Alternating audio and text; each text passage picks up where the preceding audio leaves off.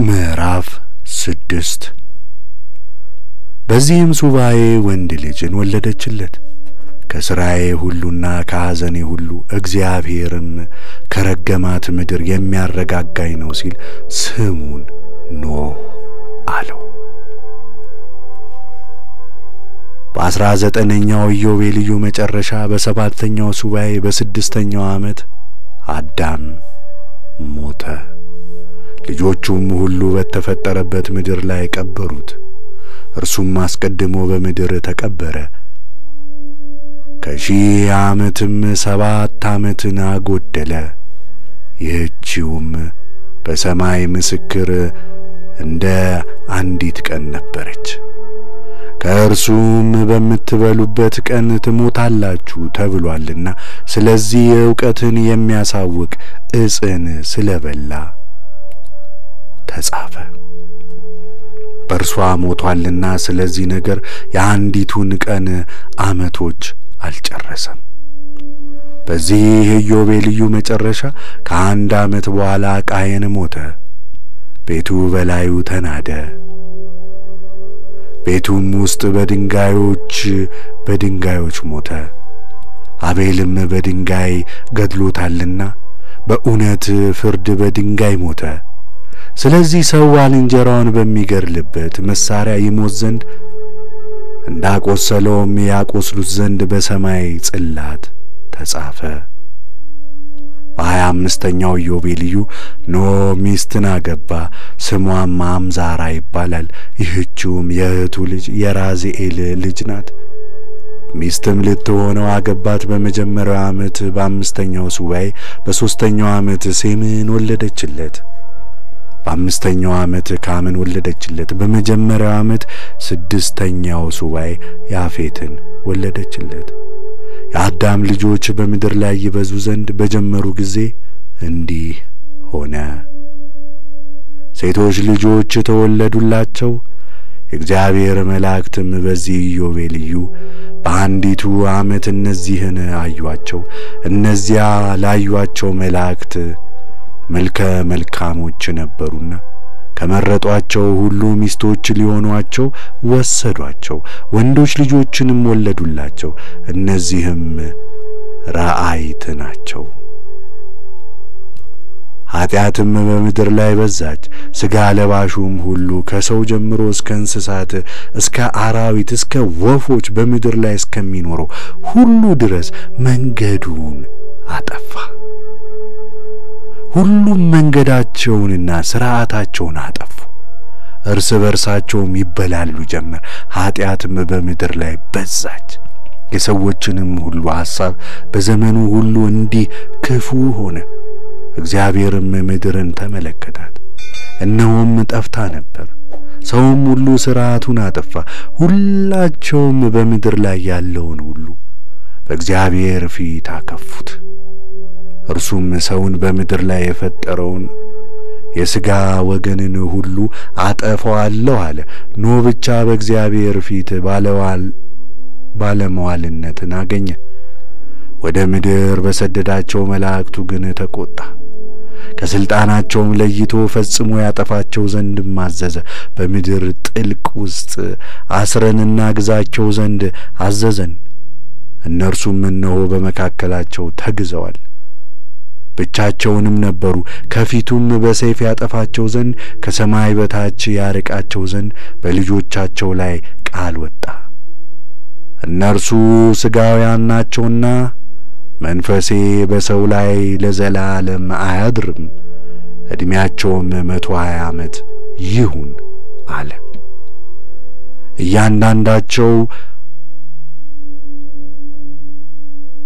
እያንዳንዳቸው ባልን ጆሮቻቸውን ይገድሉ ዘንድ እያንዳንዳቸው ባልንጀሮቻቸውን ይገድሉ ዘንድ በመካከላቸው ሰይፍን ሰደደ። ሁሉም በሰይፍ እስኪጠፉ ድረስ አንዱ ሌላውን ይገድለው ዘንድ ጀመሩ። ከምድርም ጠፉ። አባቶቻቸው ግን ይመለከቱ ነበር። ከዚህ በኋላ መንገዳቸውን ባፈለሱ ሁሉ ላይ ፍርድ ሊሆን እስከ ታላቋ የፍርድ ቀን ድረስ በምድር ጥልቅ ውስጥ ተጋዙ። በስራቸውም በእግዚአብሔር ፊት ነው። ከቦታቸውም ሁሉ አጠፉ። በኃጢአታቸው ሁሉ ያልተፈረደበት ከእነርሱ አንድስ እንኳን አልቀረም። በፍጥረታቸው ሁሉ እስከ ዘለዓለም ድረስ እንዳይበድሉ ሁሉም በየወገኑ በዘመኑ ሁሉ የጽድቅ ሥራን እንዲሠራ ለፍጥረቱ ሁሉ አዲስና እውነተኛ ፍጥረትን ፈጠረላቸው።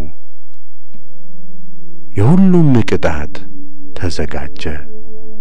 በሰማይም ጽላት ያለ አመጻ ተጻፈ። ሁሉም ጸንተው ይኖሩበት ዘንድ ከተሰራላቸው ሥርዓታቸው የወጡ ናቸው። ጸንተው ባይኖሩባትም ለፍጥረቱ ሁሉ ለየወገኑ ሁሉ ፍርድ ተጻፈ። በሰማይና በምድር በብርሃንና በጨለማ በሲኦልና በጥልቅም በጨለማም ምንም የለም። ፍርዳቸውም ሁሉ ተዘጋጀ፣ የተቀረጸና የተጻፈም ነው።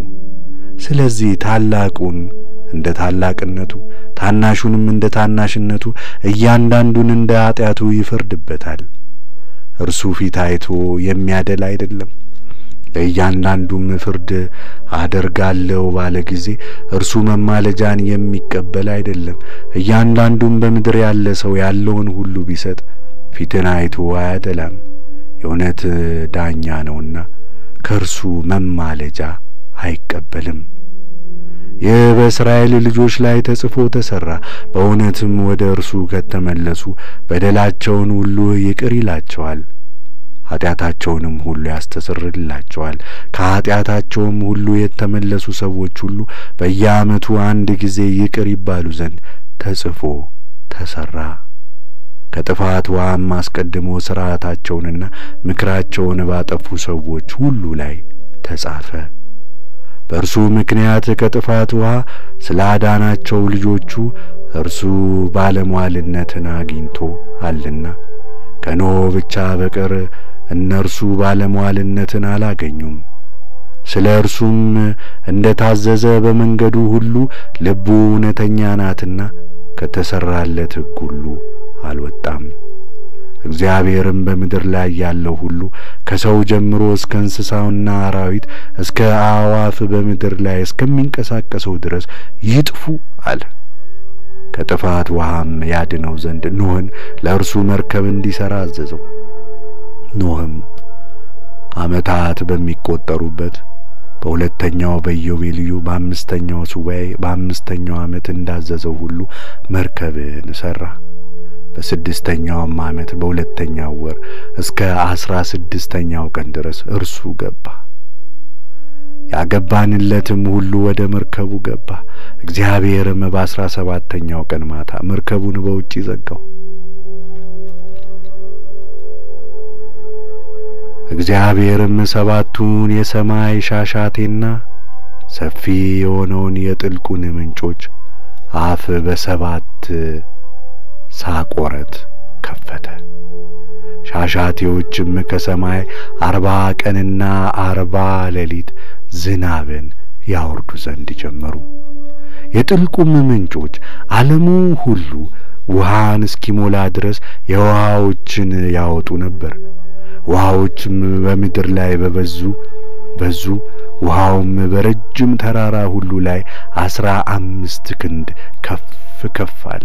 ውሃዎችም ከፍ አሉ። መርከቢቱም በምድር ላይ ከፍ አለች፣ በውሃውም ላይ ትመላለስ ነበር። ውሃዎችም በምድር ላይ 5 ወር ማለት 150 ቀን ቆዩ። መርከቢቱም ሄደች። ከአራራት ተራራዎችም በአንዱ ሉባር በሚባለው ተራራ ራስ ላይ አረፈች። አራተኛውም ወር ሰፊ የሆነ የጥልቁ ምንጮች ተገቱ፣ የሰማዩም ሻሻቴ ተገታ። በሰባተኛውም ወር መባቻ የምድሩ ጥልቅ አፍ ሁሉ ተከፈተ። ውሃዎችም ወደ ታችኛይቱ ጥልቅ ይወርዱ ጀመር። መጽሐፈ ኩፋሌ ምዕራፍ 7 በ10ኛው ወር መባቻም የተራሮች ራሶች ታዩ። በመጀመሪያውም ወር መባቻም ምድር ታየች። ውሃዎችም በአምስተኛው ሱባኤ በሰባተኛው ዓመት ከምድር ላይ ደረቁ። በ17ኛውም ቀን በሁለተኛው ወር ምድር ደረቀች። በ27ኛውም ቀን መርከቢቱን ከፈታት። በውስጧም አራዊትንና ወፎችን የሚንቀሳቀሱና ሁሉን ሰደደ። በሦስተኛውም ወር በማቻ ኖኅ ከመርከብ ወጣ። በዚህም ተራራ ላይ መሠዊያን ሠራ፣ ለምድርም አስተሰረየ። ከኖኅ ጋር በመርከብ ካሉት በቀር በእርሷ ያለው ሁሉ ጠፍቶአልና የፍየል ጠቦት ሰውቶ በደሙ የምድርን ኃጢአት ሁሉ አስተሰረየ። ስቡንም በመሠዊያው ላይ አጤሰ። ላምን ፍየልንና የበግ አውራን ጨውን ርግብንና ዋኖስንም ሰውቶ በመሠዊያው ላይ ስቡን አሻተተ። በዘይት የታሸ መሥዋዕትን በእርሱ ላይ ጨመረ። ደሙንም ወይኑንም አምጥቶ በሁሉ ላይ ዕጣን ጨመረበት። እግዚአብሔርም የሚወደውን በጎ መዓዛ አድርጎ አቀረበ። እግዚአብሔርም በጎ መዓዛውን ተቀበለው። የጥፋትም ውሃ ምድርን እንዳያጠፋ ከእርሱ ጋር ቃል ኪዳን አደረገ። እንዲህም አለ፣ በምድርም ዘመን ሁሉ ዘርና አዝመራ አይቋረጥም። ብርድና ሙቀት፣ በጋና ክረምት፣ ቀንና ሌሊት ሥርዓታቸውም አይለውጡም፣ ለዘላለሙም አይቋረጡም። እናንተም ብዙ፣ በምድርም የብዙ ብዙ ሁኑ፣ በላይዋም ብዙ፣ ለበረከትም ሁኑ። ከእናንተም የተነሣ መፍራትንና መንቀጥቀጥን በምድርና በባሕር ውስጥ ባሉ ሁሉ ላይ አመጣለሁ። እነሆ አውሬዎችንና ከብቶችን ሁሉ፣ በክንፍ የሚበሩትንና በምድር ባቡር፣ በምድር ባሕር ውስጥ የሚንቀሳቀሱትን ዓሣዎቹን ሰጠኋችሁ። ሁሉንም ትበሉ ዘንድ ልምላሜውንም ለምግብነት ሰጠኋችሁ። ነገር ግን ደም የነፍስ ማደሪያ ነውና ከሰውነታችሁ መካከል ደማችሁን እንዳልፈልግ ደመ ነፍስ ያለችበትን ሥጋን አትብሉ። ከሰውም ሁሉ እጅ ከአራዊትም ሁሉ እጅ የሰውን ደም እመራመራለሁ። የሰውን ደም ያፈሰሰ ደሙ ይፈሳል። እግዚአብሔርም አዳምና ሔዋንን በእርሱ መልክ ፈጥሯቸዋልና እናንተ ብዙ፣ በምድርም ላይ የብዙ ብዙ ሁኑ አላቸው። ኖኅና ልጆቹም በሥጋው ሁሉ ያለ ብርንዶውን ሁሉ እንዳይበሉ ማሉ። በምድር ዘመን ሁሉ በዚህ ወራት በዘላለማዊ አምላክ በእግዚአብሔር ፊት ቃል ኪዳን ገባ። ስለዚህም አንተ ከእስራኤል ልጆች ጋር በዚህ ወራት በተራራ ላይ በመሐላ ቃል ኪዳን ታደርግ ዘንድ ተናገረ። እግዚአብሔርም በዘመኑ ሁሉ ከእነርሱ ጋር ስላደረገው ቃል ኪዳን በላያቸው ደምን ትረጫለህ።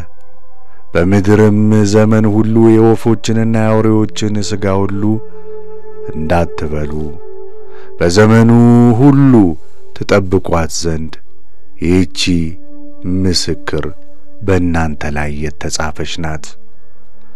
በምድርም ዘመን ሁሉ የአውሬውን የከብቶቹንና የወፎቹን ሥጋ ብሩንዶን የበላ ሰው እርሱና ዘሩ ከምድር ይጠፋሉ። አንተም በዘመኑ ሁሉ በአምላካችን በእግዚአብሔር ፊት ስማቸውና ዘራቸው ጸንቶ ይኖር ዘንድ ብሩንዶውን ሁሉ እንዳይበሉ የእስራኤልን ልጆች እዘዛቸው።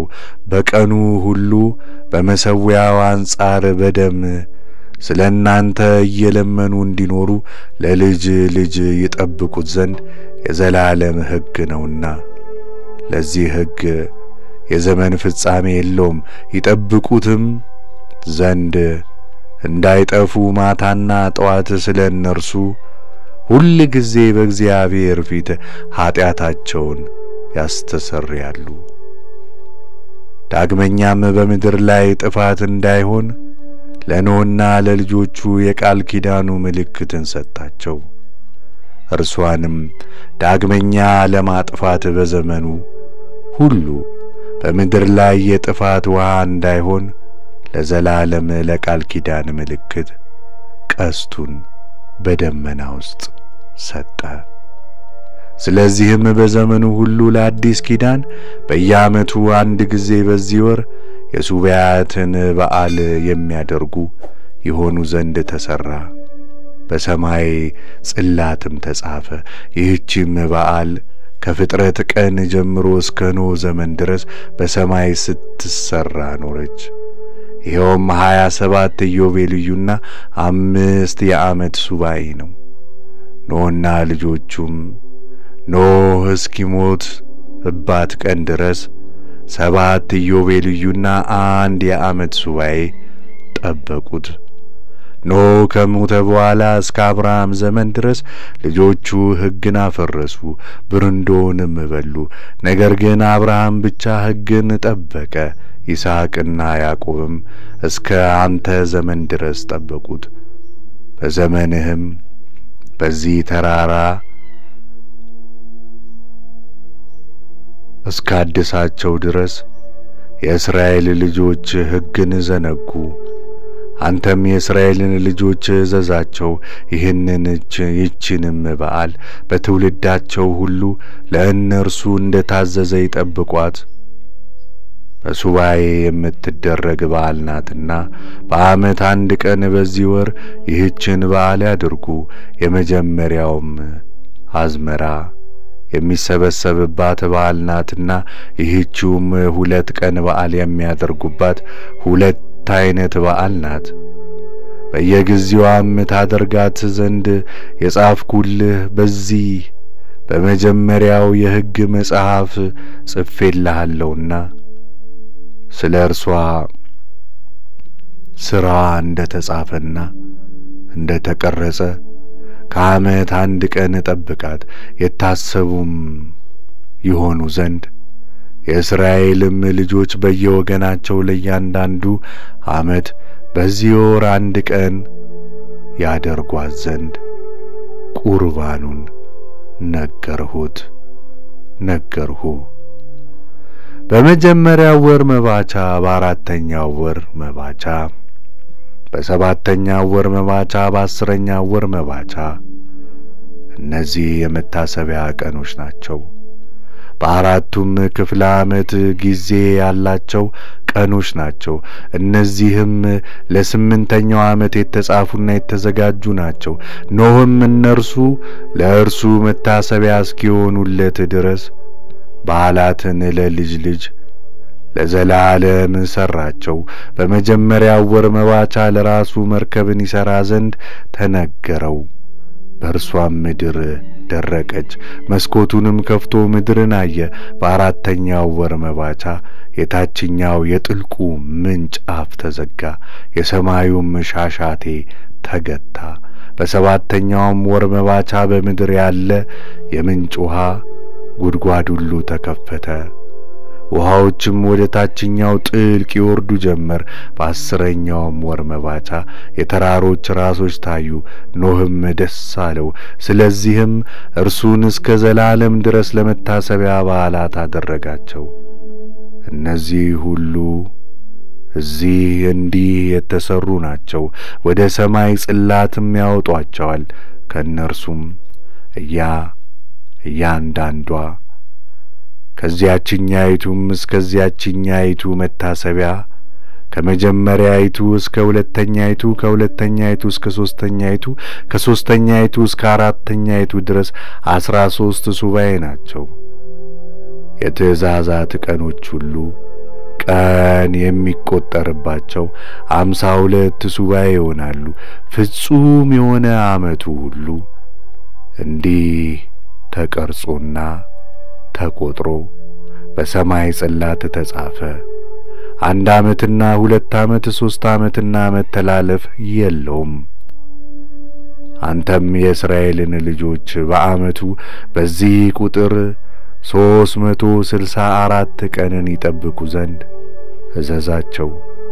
ፍጹም ዓመትም ይሆናል። ጊዜውንም ከቀኑና ከበዓሉ አሳልፈው አያጥፉ። ሁሉ እንደ ምስክርነታቸው ይደርስባቸዋልና ቀኑን አያስቀሩ፣ በዓሉንም አያጥፉም። ቢተላለፏቸውም እንደ እርሱ ትእዛዝ ባያደርጓቸው ያን ጊዜ ሁሉም ጊዜዎቻቸውን ያጠፋሉ። ዓመታትም ከዚህ ወደዚያ ይለዋወጣሉ፣ ጊዜያትም ይጠፋሉ። ዓመታቱም ይለዋወጣሉ፣ ሥርዓታቸውንም ያፈርሳሉ። የእስራኤልም ልጆች ሁሉ ይዘነጋሉ፣ የዓመታትንም መንገድ አያገኙም። መባቻውን ይረሳሉ፣ ጊዜውንም ሱባኤውን የዘመኑንም ሥርዓት ሁሉ ያፈርሳሉ። እኔ አውቃለሁና እንግዲህ ወዲህ እኔ እነግርሃለሁ። እንዲህ ያለ መጽሐፍ በፊቴ ተጽፏልና የምነግርህ ከልቤ አይደለም። ከሳቱ በኋላ አእምሮአቸውንም ካጡ በኋላ የቃል ኪዳኑን በዓል እንዳደረሱ በአሕዛብ በዓላትም እንዳይሄዱ የዘመኑ አከፋፈል በሰማይ ጽላት ተጻፈ። እርሷ ጊዜያትን ትለውጣለችና ከዓመታትም ለዓመት 10 ቀን ትቀድማለችና በጨረቃ አጎዳደል ጨረቃን የሚመለከቱ ይሆናሉ። ስለዚህ ሥርዓትን ከለወጡ በኋላ ዓመታት ይመጡላቸዋል። ምስክር የምትሆን ቀንንም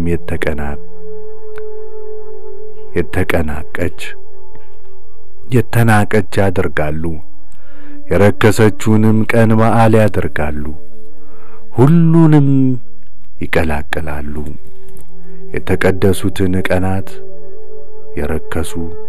የረከሱትን ቀናት ለቅድስና ያደርጋሉ።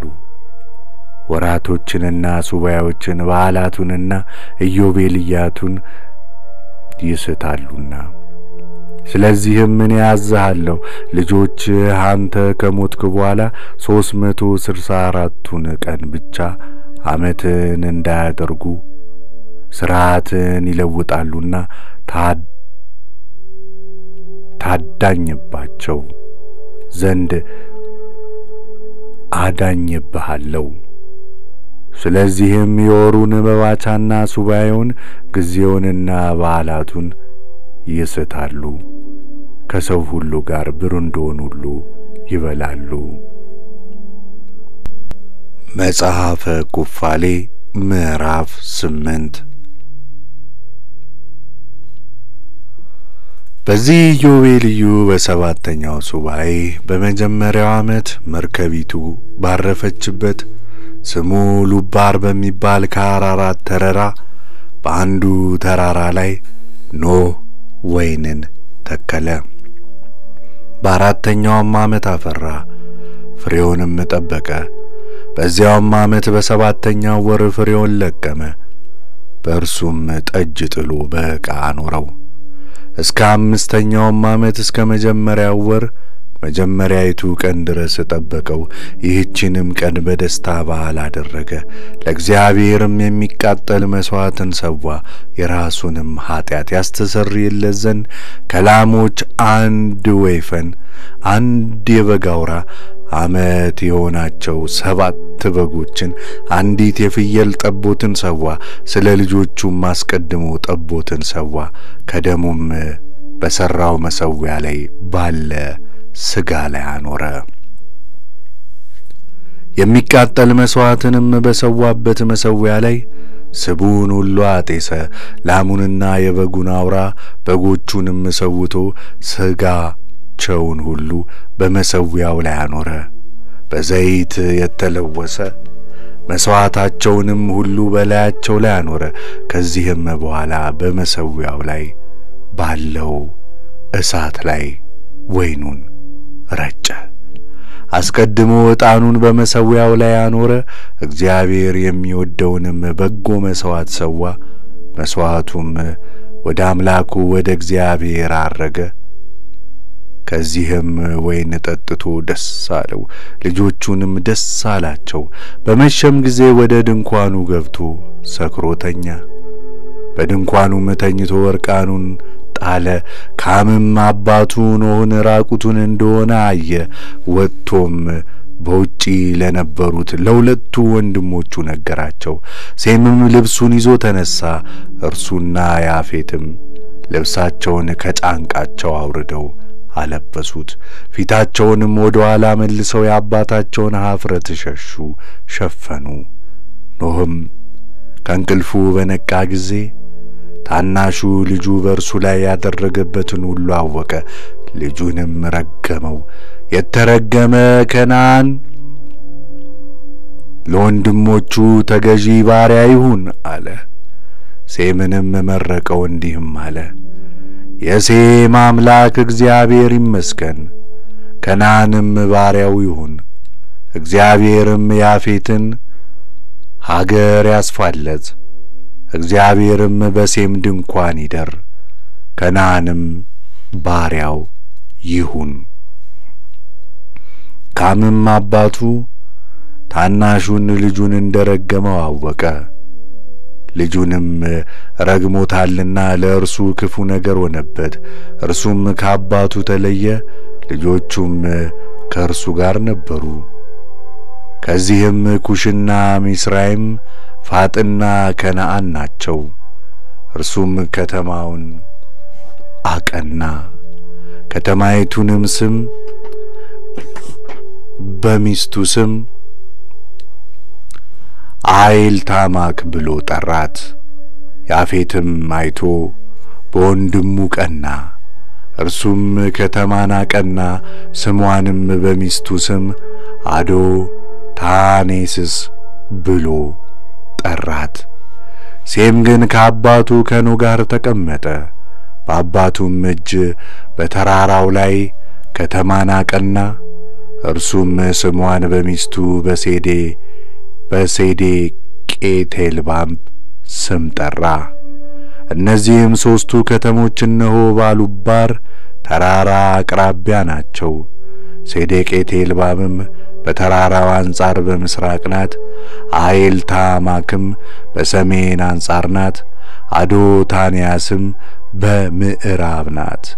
የሴምም ልጆች እነዚህ ናቸው፣ ኤላምና፣ አሱር፣ አርፋክስድም፣ ሉድና አራምም። እነዚህ የጥፋት ውሃ ከሆነበት ከአራተኛው ዓመት በኋላ የተወለዱ ናቸው።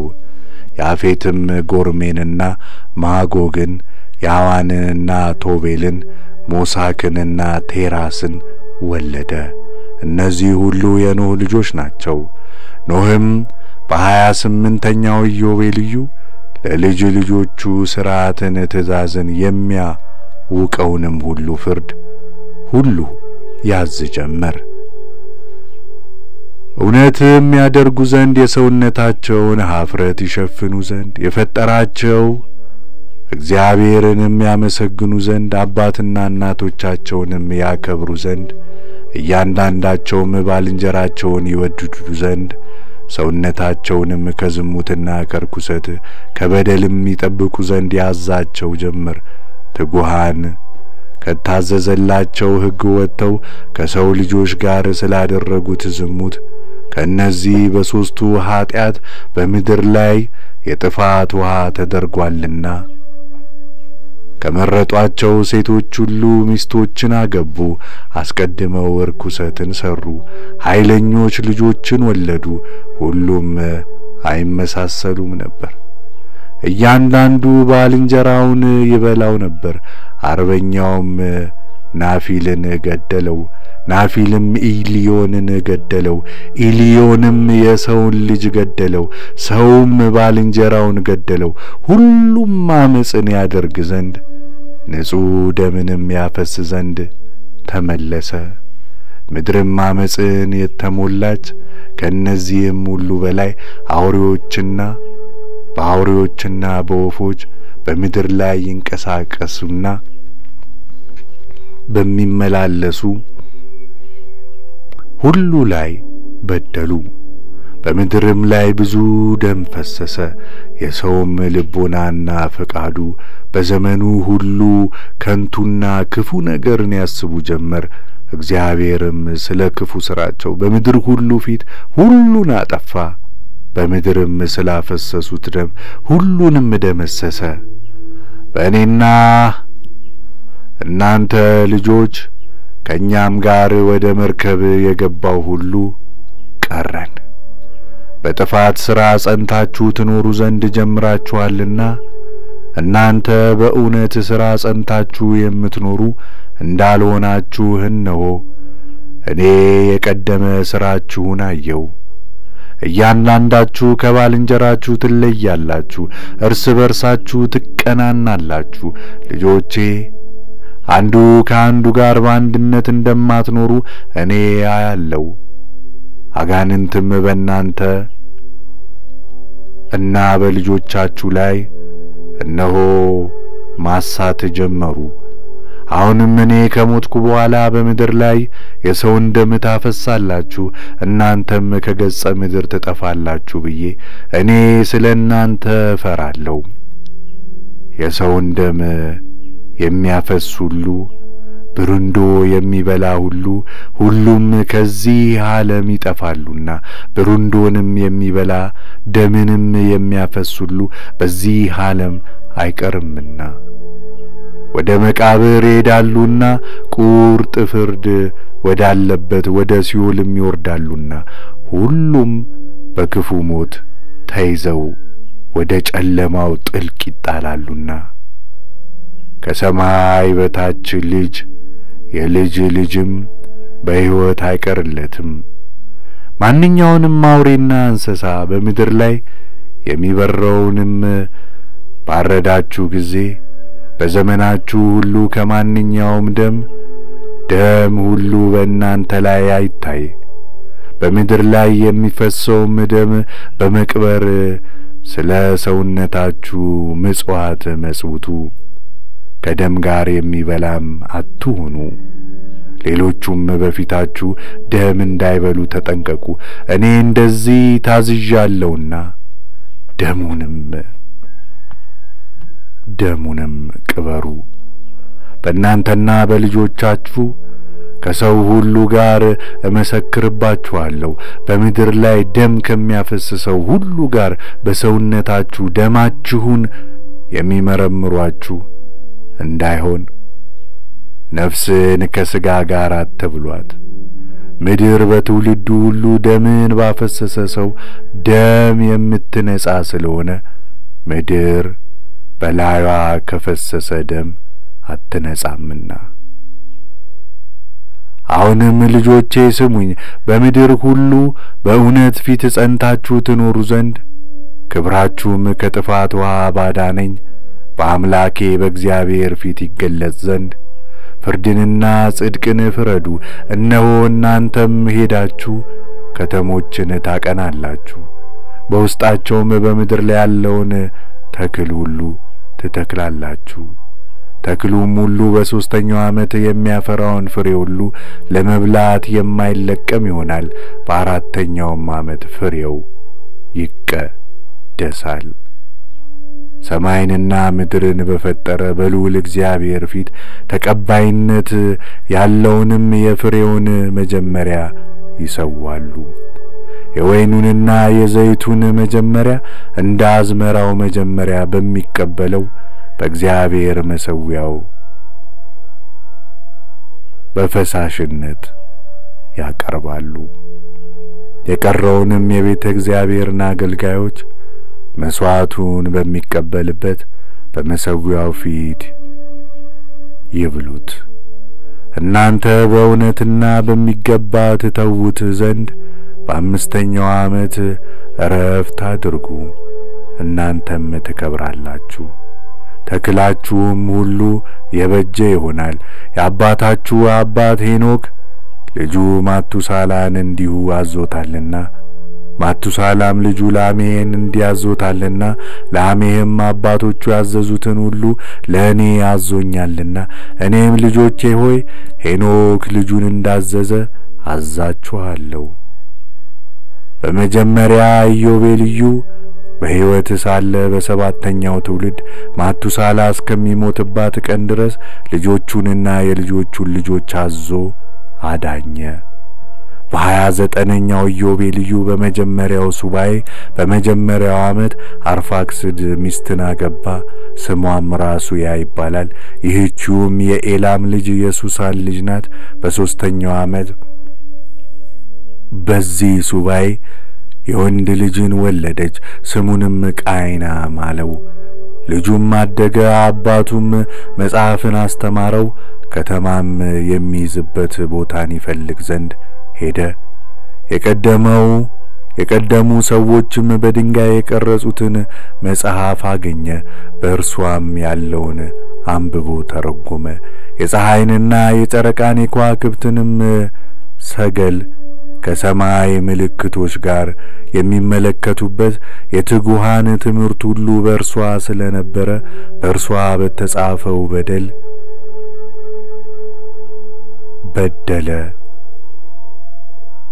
እርሱም ጻፋት።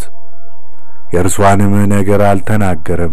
ስለ እርሷ በእርሱ እንዳይቆጣ የእርሷንም ነገር ለመናገር ኖህ ይፈራዋል። በ30ኛው ኢዮቤልዩ በሁለተኛው ሱባኤ በመጀመሪያው ዓመት ሚስትን አገባ። ስሟም ሜልካ ይባላል። ይህችውም የያፌት ልጅ የአበዳይ ልጅ ናት። በአራተኛውም ዓመት ወንድ ልጅን ወለደችለት። ስሙንም ሳላ አለው፣ መላእክትን ተልኬአለሁ ብሏልና። ሳላም አደገ። በ31ኛው ኢዮቤልዩ በ5ኛው ሱባኤ በመጀመሪያው ዓመት ሚስትን አገባ። ስሟም ሙዓክ ይባላል። ይህችም የአባቱ ወንድም የኬሴር ልጅ ናት። በ5ኛውም ዓመት ወንድ ልጅን ወለደችለት። ስሙንም ሜቦር አለው። እርሱም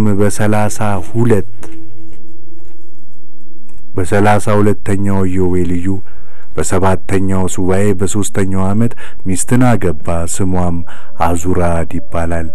ይህችውም የአብሮድ ልጅ ናት። በ6ኛውም ዓመት ወንድ ልጅን ወለደችለት። ስሙንም ፋሌክ አለው። በተወለደበት ዘመን የኖህ ልጆች ምድርን ሊካፈሉ ጀምረዋልና ስለዚህም ስሙን ፋሌክ ብሎ ጠራው።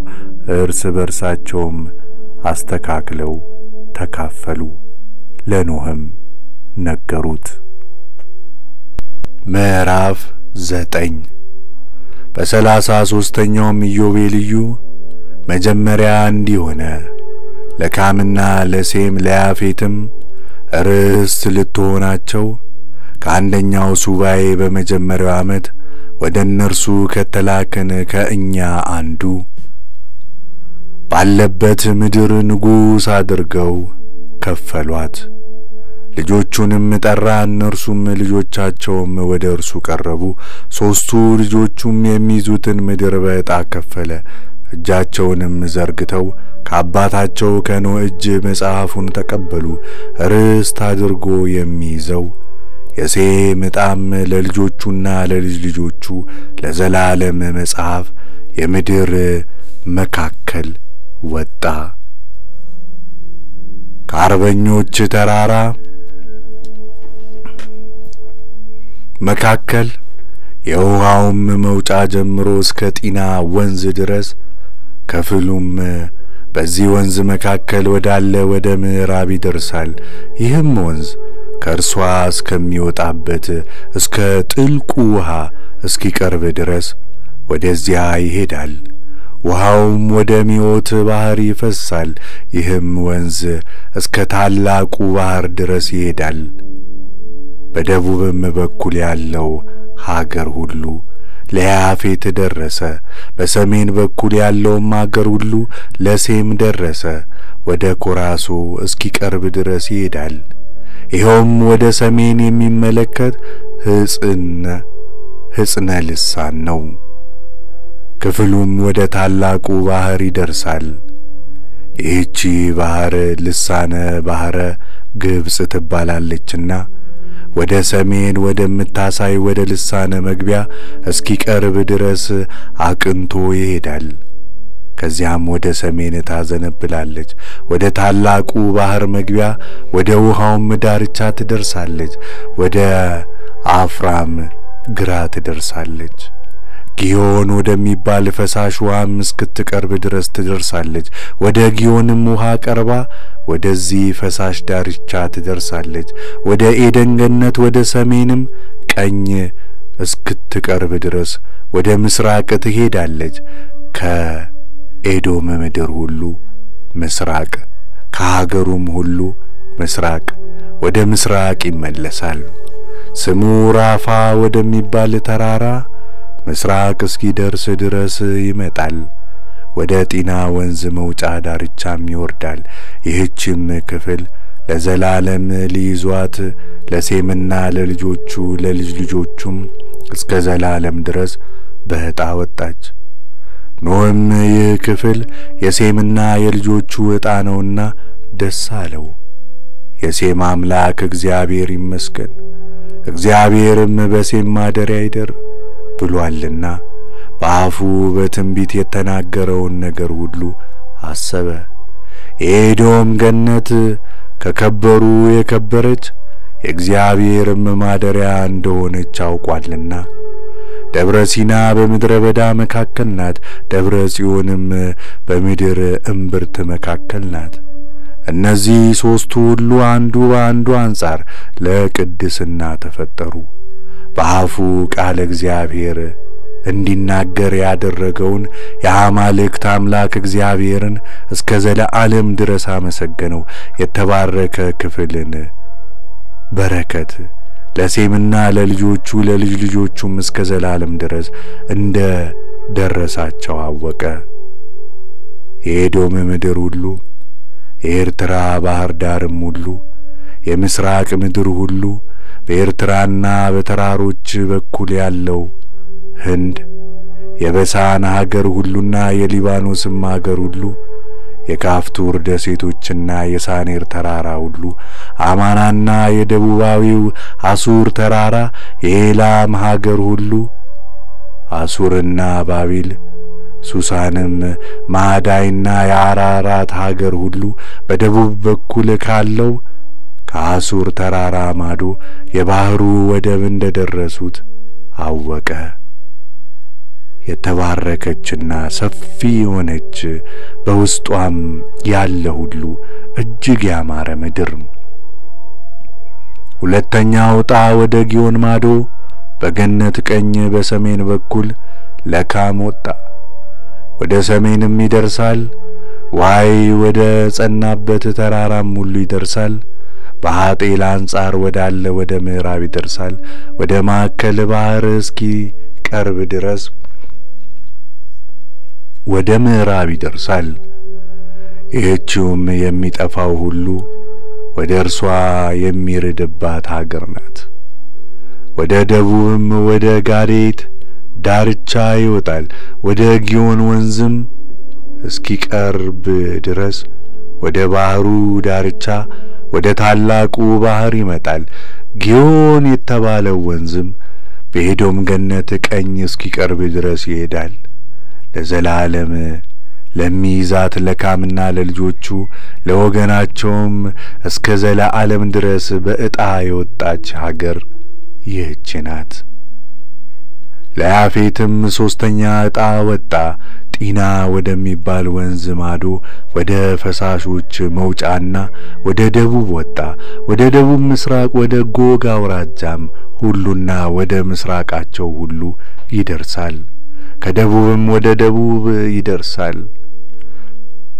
ወደ ቁልቁል ተራራና ወደ ደቡብ ወደ ማሉቅም ባህር ይደርሳል። እስከ ባህሩ መውጫ ዳርቻ ድረስ ወደ ጋዴት ምስራቅም ይመጣል። ወደ ፋራ መግቢያም እስኪቀርብ ድረስ ይሄዳል። ወደ ምስራቅ ወደ ማኡታ ባህር ወደሚሄደው ወደ አፌራግም ይመለሳል። ወደ ውሃው ዳርቻ ወደ ራፋ ተራራ እስኪቀርብም ድረስ ጢና ወደ ተባለው ወንዝ ወደ ደቡብ ምስራቅ ይሄዳል፣ ደቡብንም ይዞራል። ለዘላለም በርስትነት ዕጣ የሚይዛት ለያፌትና ለልጆቹ ለወገኖቹ ወጣለት ምድር ይህች ናት። ታላላቅ ደሴቶቿም 5 ናቸው። በደቡብ በኩል ያለችው ሀገር ሰፊ ናት፣ ነገር ግን የያፌት ሀገር ቀዝቃዛ ናት። የካምም ሀገር በረሃ ናት። የሴም ሀገር ግን ከውርጭና ከዋዕይ ጋር የተቀላቀለች ናትና ቆላም ደጋም አይደለችም። ካም በልጆቹ መካከል አካፈለ። የመጀመሪያ ዕጣም ለኩሽ ወደ ምስራቅ ወጣ። ምዕራብ ለምጽራይም ወጣ። ምዕራቡም ለፋጥ ወጣ። ምዕራቡም ለከነዓን ወጣ። በምዕራቡም በኩል ባህር ነበረ። ሴምም በልጆቹ መካከል አካፈለ። መጀመሪያው ዕጣ ለኤላምና ለልጆቹ እስከ ህንደኬ ምድር ሁሉ ምስራቅ እስኪቀርብ ድረስ ወደ ጤግሮስ ወንዝ ምስራቅ ወጣ። ኤርትራም በእጁ ነበር። የዲዳን ውሃ፣ የሞብሪ ተራሮች፣ የኤላን ሀገር ሁሉ፣ የሱሳምም ሀገር ሁሉ፣ በፊኖክ በኩል ያለው ሀገር ሁሉ እስከ ኤርትራ ባህርና እስከ ጢና ወንዝ ለአሶርም ሁለተኛው ዕጣ ወጣ። የአሱርና የነነዌ ሀገር ሁሉ ሰናዖርም ሳድም እስከ ህንደኬ አቅራቢያ ድረስ ወደ ወድፋ ፈሳሽም ይደርሳል። አርፋክስድም ሶስተኛው ዕጣ ወጣ። የከላውዲዮን አውራጃ ሀገር ሁሉ ለኤርትራ ባህር የቀረበው የኤፍራጥስ ምስራቅም ወደ ግብጽ እስከምትመለከተው እስከ ልሳነ ባህር አቅራቢያ ድረስ የምድረ በዳው ውሃ ሁሉ የሊባኖስና የሳኔር ሀገር አማናም እስከ ኤፍራጥስ ድረስ ለአራራም አራተኛው ዕጣ ወጣ። በጤግሮስና በኤፍራጥስ መካከል የሜሶጶጣሚያ ሀገር ሁሉ በክላውዲዮን ደቡብ ወዳለ እስከ እርሱ አቅራቢያ ድረስ የአራራትም ሀገር ሁሉ የእርሱ ነው። ለሉድም 5ኛው ዕጣ ወጣለት። የእርሱ ተራራ ሁሉ ወደ ታላቁ ባህር እስኪቀርብ ድረስ የእርሱም ዕጣ ነው። ወደ ወንድሙ ወደ አሶር ምስራቅም ይደርሳል። ያፌት ምድረ ርስትን በልጆቹ መካከል ከፈለ። መጀመሪያውም ዕጣ ከደቡብ አንጻር ጀምሮ እስከ ጢና ወንዝ ድረስ በምስራቅ በኩል ለሴሜር ወጣ። በደቡብም በኩል የደቡብ ዙሪያ ሁሉ ለሚአት ባህር እስኪቀርብ ድረስ ለማጎግ ወጣ። ከምዕራቡ ጀምሮ እስከ ደሴቶችና እስከ ደሴቶችም ዳርቻ ድረስ ለሁለቱ ወንድማማቾች ሁሉ ይይዝ ዘንድ ለማዳይ ደረሰ። ለኢዮያንም 4ኛው ዕጣ ወጣ። ደሴቱ ሁሉ በሉድም አንጻር ያሉ ደሴቶች ሁሉ ለቶቤልም እስከ 2ኛይቱ ልሳን ድረስ ወደ ሉድ ዕጣ በምትቀርብ በልሳን መካከል 5ኛው ዕጣ ወጣ። በ2ኛይቱም ልሳን አውራጃ እስከ 3ኛይቱ ልሳን ድረስ ነው። ለሞሳክም 6ኛው ዕጣ ወጣ። እስከ ጋዴር ምስራቅም እስኪቀርብ ድረስ የ3ኛይቱ ልሳን አውራጃ ሁሉ ለቲራስም 7ኛው ዕጣ ወጣ። በባህር መካከል ያሉ ለካም ዕጣ የሚቀርቡ ታላላቁ 4ቱ ደሴቶች የክማቱሪ ደሴቶችም በርስትነት ዕጣ ለአርፋክስድ ልጆች ወጡ። የኖህም ልጆች ለልጆቻቸው በአባታቸው በኖህ ፊት እንዲህ አድርገው ከፈሉ። በዕጣው ያልወጣለትም ክፍል ይይዝ ዘንድ የሚፈልገውን እያንዳንዱን አምሎ ረገመ። ሁሉም ይሁናሉ ስለሚያጸይፍ ክፉ ኃጢአታቸው ሁሉ ምድርንም በበደልና በርኩሰት በዝሙትና በኃጢአት ስለሞሏት እግዚአብሔር አምላክ በሰይፍና በእሳት ይፈርድባቸው ዘንድ እስከ ፍርድ ቀን ድረስ በራሳቸውና በልጆቻቸው በዘራቸውም እስከ ዘለዓለም ይሁን አሉ።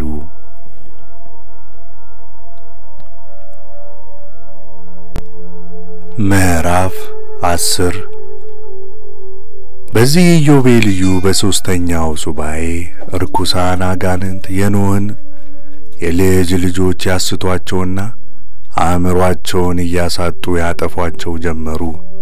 የኖህም ልጆች ወደ አባታቸው ወደ ኖህ መጡ። የልጅ ልጆቹንም የሚያስቱና የሚያደነቁሩ የሚገድሉም የአጋንንትን ነገር ነገሩት። ኖህም ወደ ፈጣሪው ወደ እግዚአብሔር እንዲህ ሲል ጸለየ።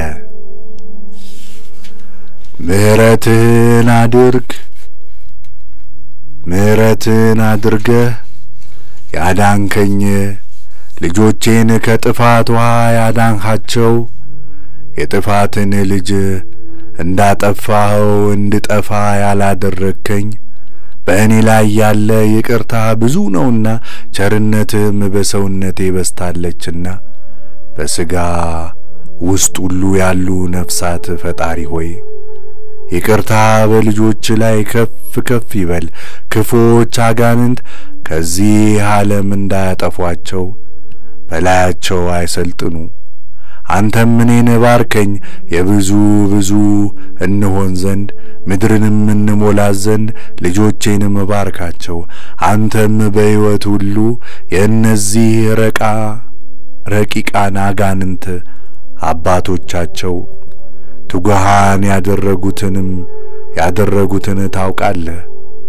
ይዘህ በፍርድ ቦታ አግዛቸው። እነርሱ ክፉዎች ናቸውና ለማጥፋትም ተፈጥረዋልና አምላኬ ሆይ የኔን የባሪያህን ልጆች አያጥፉ። በሕይወት በሚኖሩ ሰዎች ነፍስም አይሰልጥኑ። አንተ ብቻ ፍርዳቸውን ታውቃለህና ከዛሬ ጀምሮ እስከ ዘላለም ድረስ በጻድቃን ልጆች ላይ አይሰልጥኑ። አምላካችንም ሁሉን አስረን እናግዝ ዘንድ አዘዘን። አጋንንትም አለቃ መስቴማ መጥቶ አቤቱ ፈጣሪ ከእነርሱ በፊት ጥቂት አስቀርልኝ፣ ቃሌንም ይስሙ፣ እኔ የማዛቸውንም ሁሉ ያድርጉ። ከእነርሱ ካልቀሩልኝ በሰው ልጆች ላይ የፈቃዴን ሥልጣን ማድረግ አልችልምና የሰው ልጆች ክፋታቸው ብዙ ስለሆነ ከፍርዴ አስቀድሞ እነርሱን ለማጥፋትና ለማሳት ናቸውና በፊቱ አስረኛው ነገድ ይቅሩ፣ 9ኙን ነገድ ግን ወደ ፍርድ ቦታ ያወርዷቸው አለ። እርሱም በቀና ሥራ ጸንተው የሚኖሩ እንዳይደሉ በእውነትም የሚጣሉ እንዳይደሉ ያውቃልና የሚድኑበትን ሁሉ ለኖህ እናስተምረው ዘንድ ከኛ አንዱን አዘዘው። እኛም እንደ ቃሉ አደረግን፣ ፈጽመን የክፉ አጋንንትን በፍርድ ቦታ አስረን አጋዝን። 10ኛውንም ነገድ ግን በሰይጣን ፊት በምድር ይገዙ ዘንድ አስቀረን። በምድር እንጨቶችም ያድኑ ዘንድ የደዌያቸውን መድኃኒት ከማሳታቸው ጋር ለኖህ ነገርነው። ኖህም በየመድኃኒቱ አይነት ሁሉ እንዳስተማርነው በመጽሐፍ ሁሉ ጻፈ። ክፉዎች አጋንንትም የኖህን ልጆች እንዳይከታተሉ ተጋዙ። ከልጆቹ ሁሉ ይልቅ ፈጽሞ እርሱን ይወደው ነበርና የጻፋቸውን መጻሕፍት ሁሉ ለታላቁ ልጁ ለሴም ሰጠው። ኖህም እንደ አባቶቹ ሞተ፣ አራራት በሚባል ሀገር በሉባር ተቀበረ። ኖህም በሕይወቱ 950 ዓመትን ጨረሰ። ይህም 19 ኢዮቤልዩ 2 ሱባርና 5 ዓመት ነው። ፍጹም በሆነባት ሥራው በምድር የኖረ ሕይወቱ ከሄኖክ በቀር ከሰው ልጆች ይልቅ የከበረ ነበር።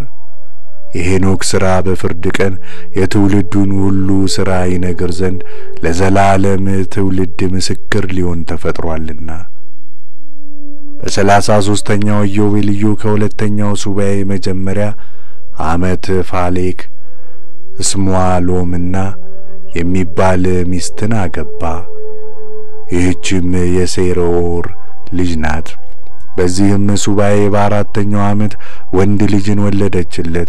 ከአራራት ምድር ወደ ምስራቅ ወደ ሰናዖር ሀገር ስለተሰደዱ በሰናዖር ሀገር ከተማንና አምባን ይሰሩ ዘንድ የሰው ልጆች በጽኑ ምክር እነሆ ክፉዎችን ሆኑ ምሏልና ስሙን ራግው አለው። ወደ ሰማይ እንወጣበታለን ሲሉ በዘመኑ ከተማንና ግንብን ሰርተዋልና መስራትም ጀምረዋልና በአራተኛውም ሱባኤ ጡብን ሰርተው በእሳት ተኮሱ። ጡቡም እንደ ድንጋይ ሆነላቸው። የሚመርጉበት ጭቃም ከባህርና በሰናዖር ሀገር ከውሃዎች ምንጭ የሚወጣ የባህርን አረፋ ሆነላቸው። በ43 ዓመትም ሰሩት። እየሰሩም ነበሩ። ወርዱም 203 ጡብ ነበር። የጡቡም ከፍታ የርዝመቱ 1/3 ነበር። ቁመቱ 5433 ክንድ ከ2 ስንዝር ወደ ላይ ወጣ። አቆልቋዩም 13 ምዕራፍ ነበር። አምላካችን እግዚአብሔርም እኛን እንዲህ አለን፣ እነሆ አንድ ቋንቋ የሆነ ሕዝብ ግንብ ይሠራ ጀመር። አሁንም ከእነርሱ ፈጽመን እንዳናጠፋ ኑ እንውረድ። የአንዱንም ቋንቋ አንዱ እንዳይሰማ ቋንቋቸውን እንደባልቀው በየከተማውና በየአሕዛቡ ይበተኑ። ከዚህ በኋላ እስከ ፍርድ ቀን ድረስ አንዲት ምክር በላያቸው ላይ አትኑር። እግዚአብሔርም ወረደ። እኛም የሰው ልጆች የሰሩትን ከተማውንና ግንቡን እናይ ዘንድ ከእርሱ ጋር ወረድን። ቋንቋቸውንም ደባለቀ። አንዱም የአንዱን ነገር አልሰማም። ከዚያም በኋላ ከተማውንና ግንቡን መስራት ተዉ። ስለዚህም አምላክ በዚያ የሰው ልጆችን ቋንቋ ሁሉ ደባልቋልና የሰናዖር ሀገር ሁሉ ባቢል ተባለች። ከዚያም በየከተማቸውና በየቋንቋቸው በየወገናቸውም ተበተኑ። እግዚአብሔርም ታላቅ ነፋስን አምጥቶ ግንባቸውን በምድር ላይ ገለበጠ። እነሆ እርሱም በሰናዖር አገር በአሦርና በባቢሎን መካከል ነው። ስሟንም ድቀት አላት። በ34ኛው ኢዮቤልዩ በአራተኛው ሱባኤ በአንደኛው ዓመት መጀመሪያ ከሰናዖር ሀገር ተበተኑ። ካምና ልጆቹም ለእርሱ ወደ ተያዘች በደቡብ ሀገር በዕጣ መዳኛት ሀገር ሄዱ። ከነዓንም እስከ ግብጽ ውሃ መፍሰሻ ድረስ ያለችውን የሊባኖስን ሀገር እጅግ ያማረች እንደሆነች አየ። ወደ ርስቱም ሀገር ወደ ባህሩ መግቢያ አልሄደም። እርሱም ከምስራቅ ጀምሮ እስከ ምዕራብ በሊባኖስ በባህሩ ዙሪያ ምድር ኖረ። በአባቱ ካምና ወንድሞቹ ኩሳ፣ ሚጽራይ የአንተ ዕጣ ባልሆነች ሀገር ኖረሃልና በጣም አልወጣችልምና እንዲህ አታድርግ አሉት። እንደዚህ ብታደርግ አንተና ልጆች በዚህ ምድር ትጠፋላችሁ፣ በክርክርም ውስጥ ትኖራላችሁ፣ በክርክር የተረገማችሁ ትሆናላችሁ፣ ልጆችህም በጠብ ይጠፋሉ። አንተም ለዘላለም ትጠፋለህ። ለሴምና ለልጆቹ በዕጣቸው ወጥቶላቸዋልና በሴም ሀገር ውስጥ አትኑር። አንተም የተረገምክ ነህ። በአባታችን በኖህና በቅዱሱ ፈራጅ ፊት ለመርገም በመሐላ ከተዘጋጀን ከኖህ ልጆች ሁሉ ተለይተህ አንተ የተረገምክ ትሆናለህ አሉት። እርሱ ግን አልሰማቸውም። ከኤማት ጀምሮ እስከ ግብጽ መግቢያ ድረስ በሊባኖስ ሀገር ኖረ። ልጆቹም እስከዚያ ቀን ድረስ በዚያ ኖሩ። ስለዚህ ያቺ ሀገር የከነዓን ሀገር ተባለች። ያፌትና ልጆቹ ግን ወደ ባህር ሄዱ፣ ድርሻቸው በሆነ ሀገርም ኖሩ። ማዳይም ባህር ያለባትን ሀገር አየ፣ ነገር ግን በፊቱ ደስ አላሰኘችውም። የሚስቱ ወንድሞች ከሆኑ ከኤላምና ከአሱር ከአርፋክስድም ለምኖ እስከዚህች ቀን ድረስ የሚስቱ ወንድሞች አቅራቢያ በሚሆን በሜቄዶን ሀገር ኖረ። የእርሱን ቦታን የልጆቹንም ቦታ ሜቄዶንንም በአባታቸው በማዳይ ስም ጠራ።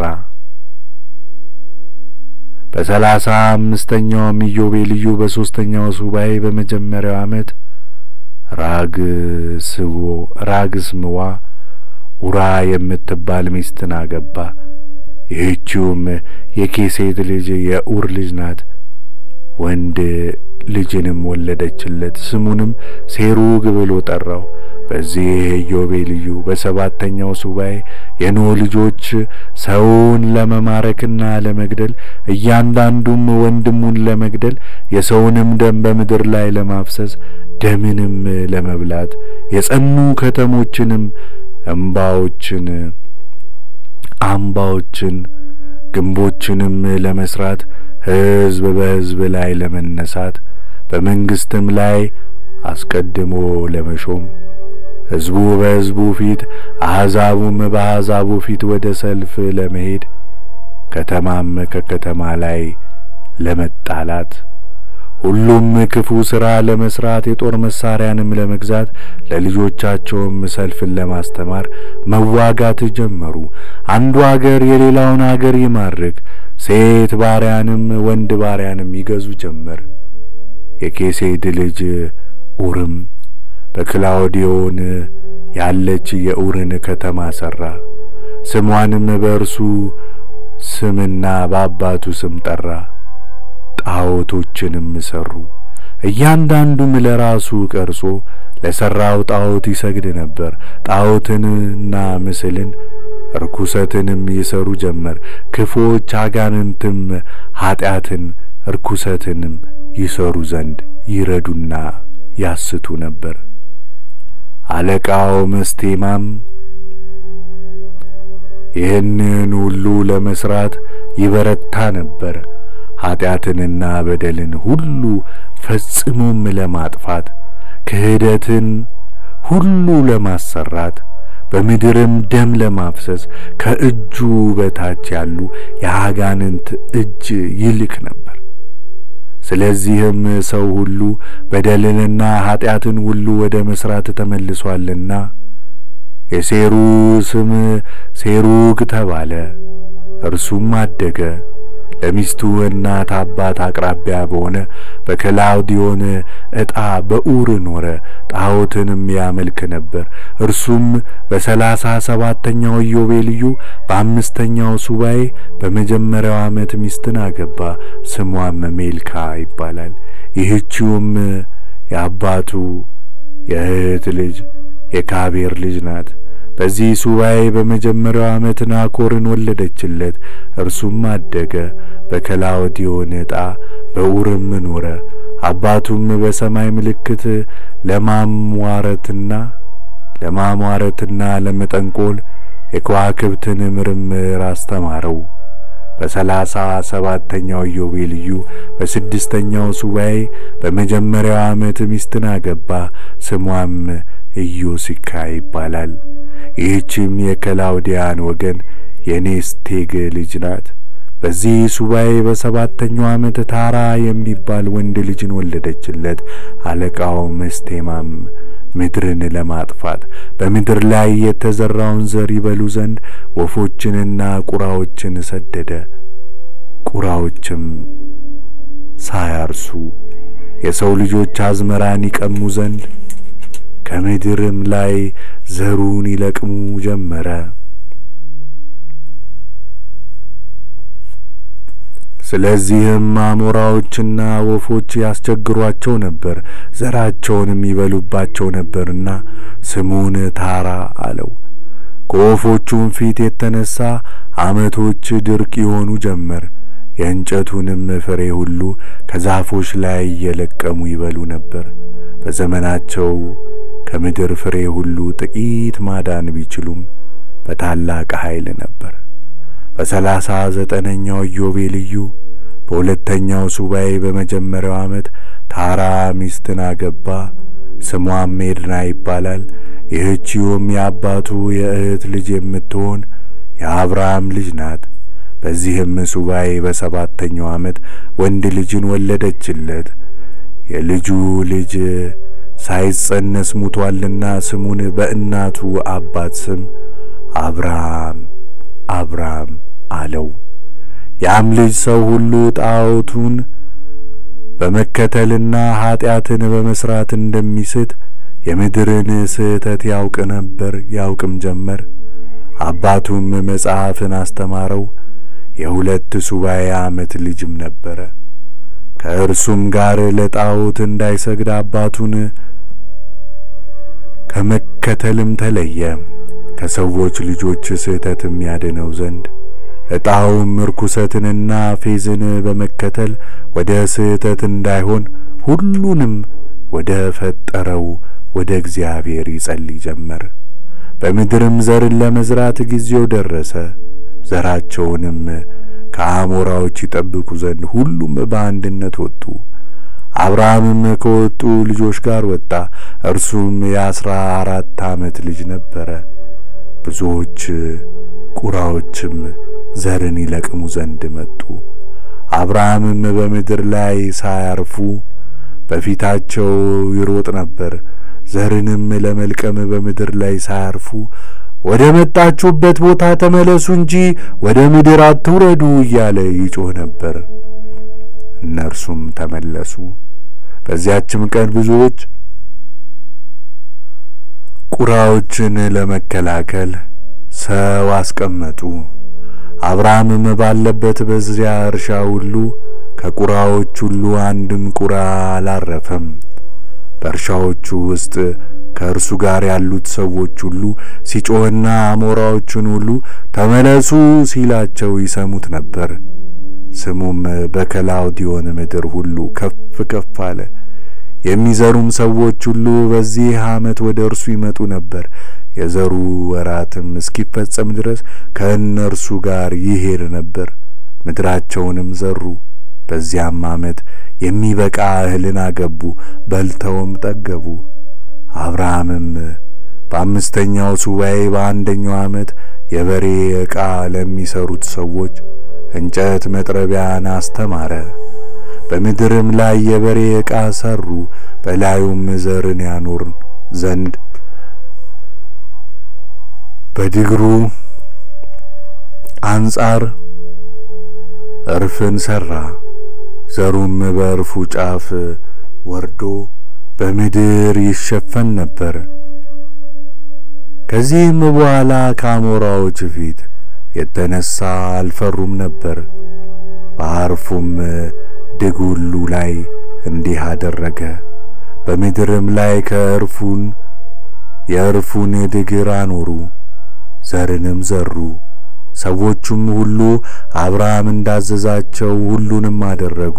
ከዚያ በኋላ ከአሞራዎቹ የተነሳ አልፈሩም።